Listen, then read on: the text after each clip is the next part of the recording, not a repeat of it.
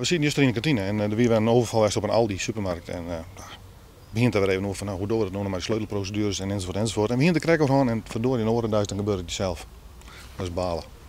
Om kwartier van zoon wordt Germ Berkenbos bellen door zijn zoon. Die is op dat tijd aan het werk in de supermarkt als de oervallers binnendringen.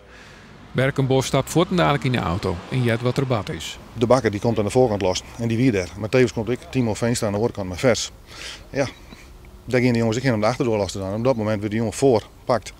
Ja, en die jongens die hadden dan gestommeld, die vliegen dan de winkel in. Ja, dan zie je die jongens met gemaskerde bivakmutsen en paniek. 1 in 2 bij je en overval. 2 maal op bivakmutsen op eerst gejild van de maaiwerkers. Maar omdat alles nog op slot zit, kunnen de maaiwerkers er net bij komen. Ze bellen 112. De oervallers raakt in paniek en naaien uit. Ze rieden in een grieze auto richting de A-zoon. Bij de oerval rekt het in één verwoenen, maar de schrik zit er goed in. Naar omstandigheden gaat het goed met de 3 slachtoffers. Maar ze hebben wel natuurlijk iets heftigs meegemaakt. De overval is niet niks. Dus er zijn nu in ieder geval medewerkers van bureau slachtofferhulp te plaatsen. Die met de 3 slachtoffers gaan spreken over dit incident. De politie had de hele dag wandelen maar buurtonderzoek.